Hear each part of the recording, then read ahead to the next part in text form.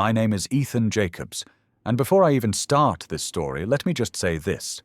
What happened to me last night has left me completely shaken. You know when something that's supposed to be normal becomes one of the most unsettling experiences of your life? That's exactly what happened. I wasn't out in some dark alley. I wasn't traveling through some haunted woods. No, all these happened in the comfort of my own home.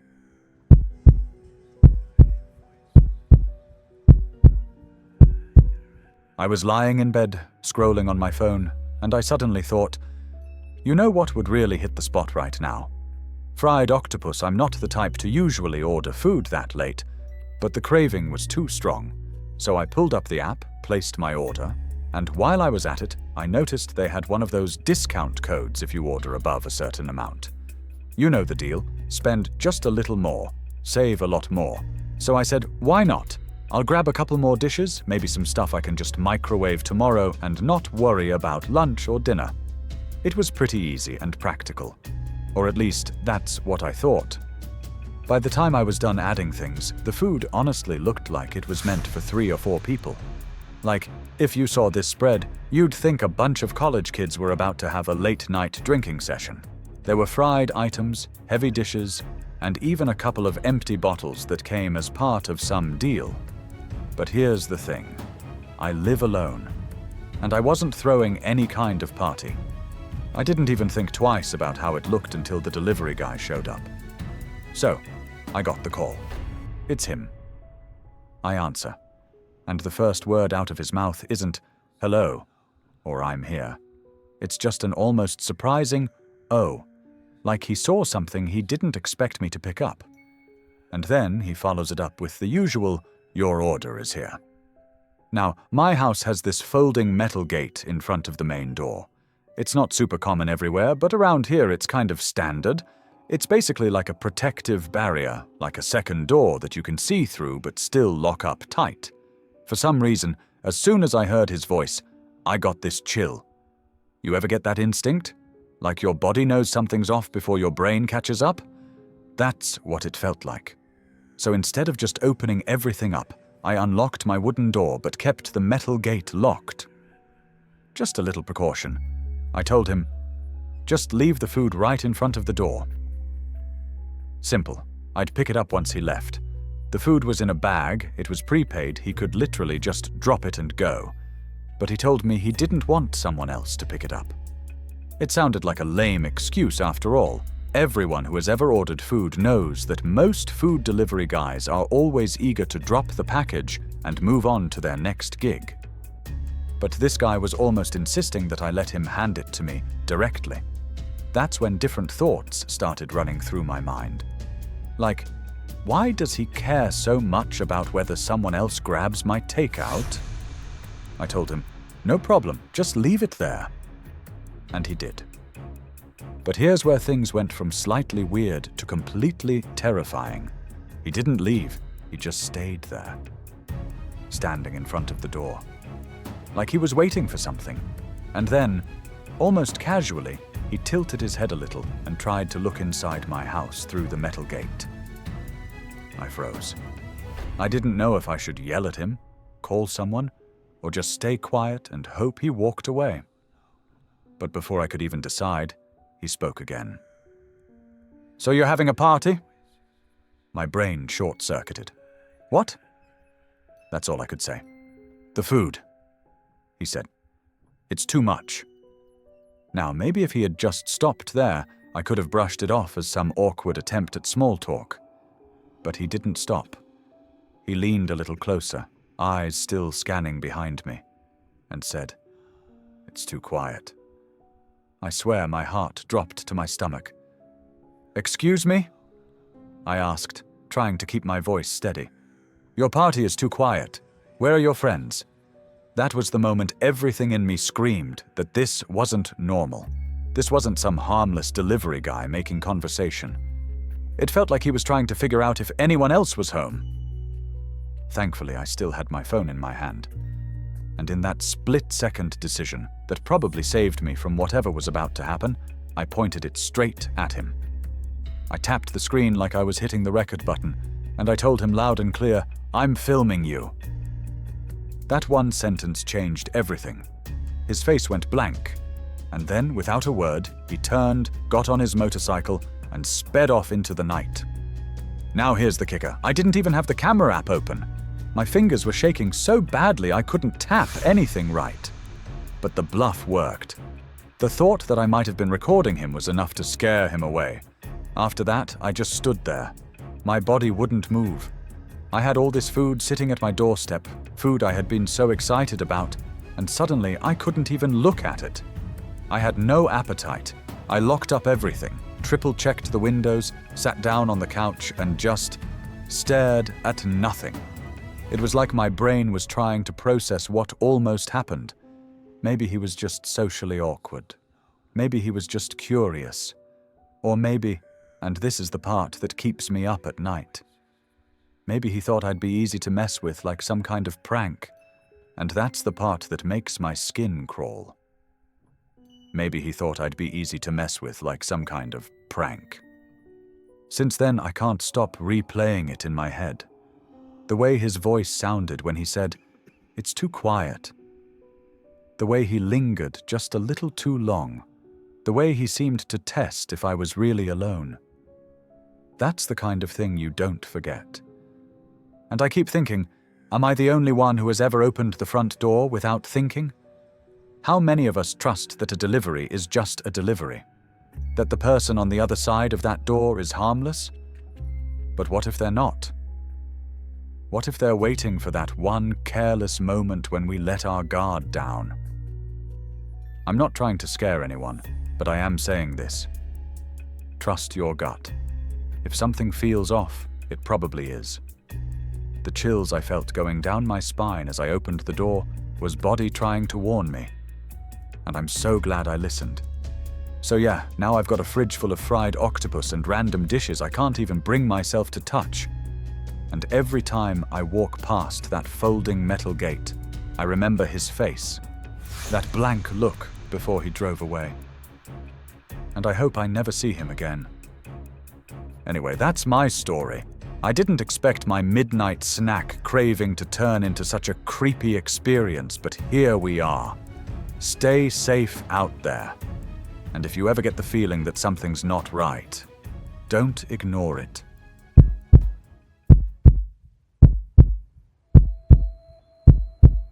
I used to think moving out at 20 was going to be the most exciting, liberating thing I'd ever done.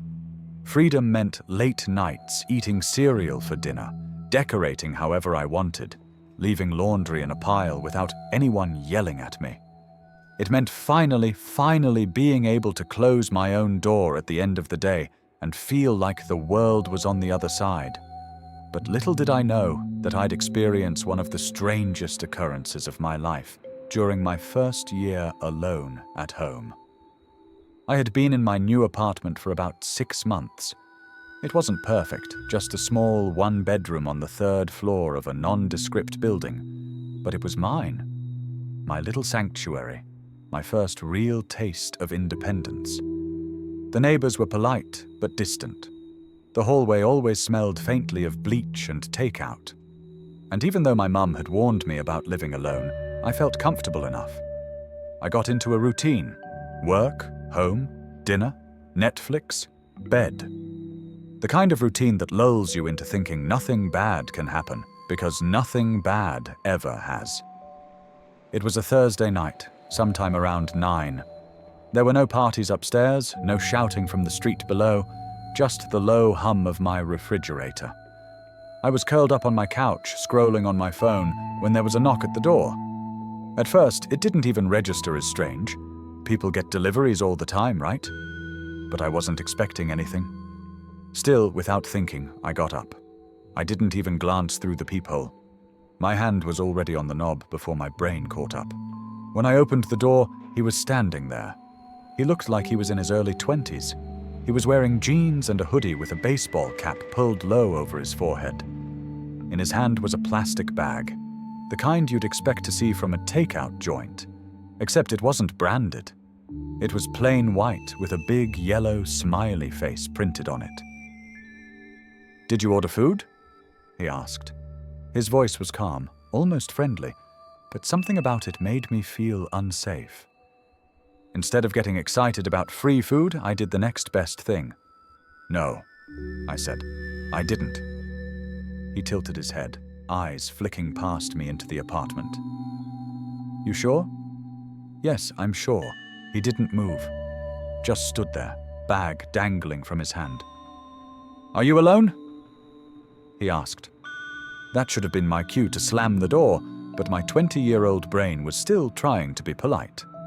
"Yeah," I said, voice small. Another mistake. His eyes sharpened like he'd just confirmed something.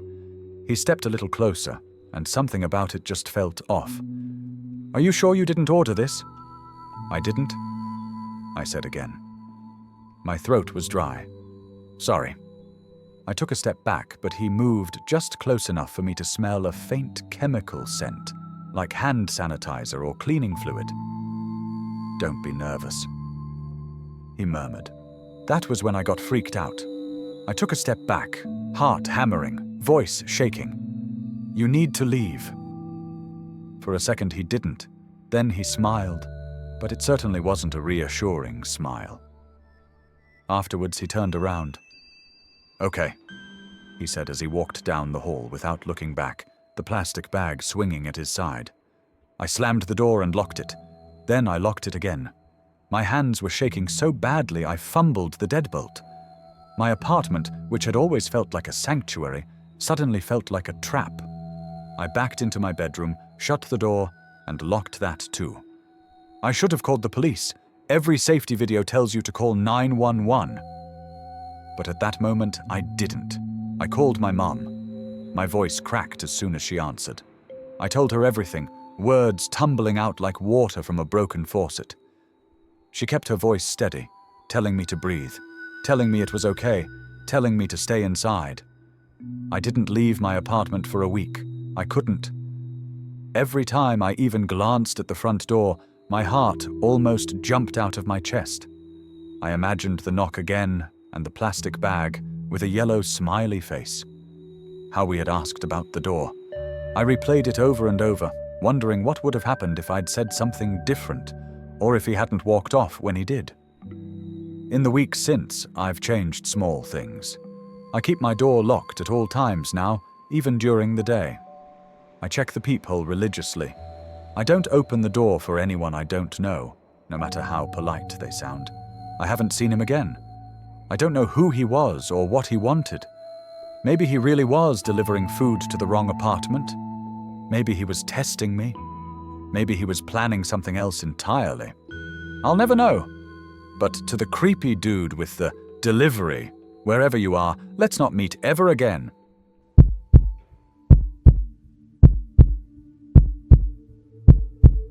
The weirdest thing about intuition is that it always raises the hair on your arms long before your brain even knows why. Last night, for the first time in my life, I opened the door to a food delivery driver and felt my stomach turn before he'd said a single word. And even though everyone I've told about it thinks I'm being paranoid, I can't shake the feeling that I narrowly missed something terrible. I told my dad, my girlfriend, and my roommate about what happened. They all laughed it off or gave me the same look like, "Oh, you and your true crime podcasts." Maybe they're right. Maybe this is nothing. But even now, my heart's pounding remembering it. I'd ordered food from the food delivery app around 9:30 p.m., like I always do. It's a habit, honestly. Getting food delivered is second nature by now. Normally, it's a pleasant, mindless exchange. I'd buzz the person in, thank them, close the door, and eat my food in peace. But last night felt different. It was about 10:15 when the driver buzzed. Pretty normal timing, nothing suspicious there. But as I walked over to the buzzer, I got this inexplicable wave of dread. I don't get that often. It didn't stop me from letting the person in. Why would it? But I noticed it, and I dismissed it. Our building has a confusing numbering system, so sometimes delivery drivers can't find my apartment right away. That's why I always stand by the door after buzzing them in. Last night was no different. I heard the elevator ding, My body went still. I stayed behind my door, waiting. Then I heard him. He was saying my apartment number out loud, not once, but multiple times. Not like a normal person checking they had the right unit, more like a chant. Over and over. And then came the knock. Not a regular knock. Not 2 or 3 polite raps. It was a pattern. 3 quick knocks, a pause, 3 more knocks, a pause. Over and over until I opened the door. Our apartment doors were recently replaced. They're ugly, dirty, marked up. The kind of unfinished doors you assume will eventually get painted but never do. They're also new enough that guests sometimes comment on them. But this guy's comment was the most shocking one I'd ever heard. I opened the door and there he was. He handed me my food, and the first thing out of his mouth wasn't, "Here you go," or "Have a nice night." It was, "What's this door made out of? Metal or wood?" I blinked. I'm not sure." He didn't smile. He just stared at me with these small, beady, piercingly blue eyes. Eyes that didn't blink much. This dude looked like a character in a gothic movie. He repeated the question. "Is this door made out of metal or wood?" I don't know," I said again, my voice sounding weird to my own ears. He put his hand on the door frame, knocked on it himself, and said, "This is a heavy door, right?" It wasn't the question he was asking that caught me off guard. It was the way he asked it. Like he already knew the answer, like he was testing something. He kept his eyes locked on mine. No smile, no small talk, no thanks or bye or enjoy your meal. Just that. I mumbled something like, "Yeah, I guess," trying to make it casual, trying to end the interaction. My hands were starting to shake. He didn't say anything else. He turned and walked away, down the hall, without a backward glance. I waited until I heard the elevator doors slide open before I slammed my door shut and bolted it. My heart was pounding so hard it hurt. The whole encounter couldn't have been more than 30 seconds, but it left me rattled in a way I've never felt before. I couldn't explain why. Objectively, you could argue there was nothing threatening about what he did. He didn't force his way in. He didn't touch me. He didn't even raise his voice. All he did was ask about the door, right? But everything about his presence, the sing-song way he repeated my apartment number, the weird knocking pattern, the questions about my door's material, the way he leaned in slightly felt intrusive. I bolted the lock. I double-checked it. I sat down on my couch and tried to breathe. When I told my dad about it later, he said, "Maybe he was just curious about the door. Maybe he's a contractor on the side." My girlfriend told me I was probably overthinking it. My roommate rolled his eyes and said, "You listen to too many crime podcasts." And maybe I overthink things too often or read too many mystery novels. I do listen to true crime podcasts almost daily. It doesn't take much for my brain to go there when something weird happens. And yeah, our doors are ugly and new, so it's not impossible someone would comment on them. But here's the thing, I've met numerous delivery guys, literally hundreds, but I've never once felt threatened or unsettled or creeped out the way I did last night. Not once. There was just something in this guy's demeanor, something about the way he kept repeating himself, about the way he looked at me, about how he asked questions that didn't feel like real questions. Something about the fact that he knew exactly how heavy the door was. Everyone keeps telling me I'm paranoid, but they weren't there. They didn't see the look in his eyes. They didn't feel the way the air in the hallway shifted when he took that half step in. They didn't hear his voice saying my apartment number over and over like a nursery rhyme. I know what I felt, and what I felt was danger. I can still picture his face perfectly round, chubby cheeks, those beady blue eyes that felt like they could drill holes into me. The way he didn't smile, didn't thank me, didn't say goodbye. I don't ever want to see him again. Maybe nothing would have happened. Maybe I'm just another tired girl with an overactive imagination. But maybe not. Maybe I opened the door to someone who was testing me, Someone who wanted to see how far they could go. Maybe the only thing that stopped him from stepping all the way in was the fact that I didn't freeze. I'll never know, but I do know this. Next time I get a delivery, I'm keeping the door locked until the bag is on the floor and the driver is back on the elevator. And if anyone asks me what my door is made of, I won't hesitate to shut it in their face. So to the driver with the beady blue eyes and the questions about my door, if you ever come across this, let's never meet again.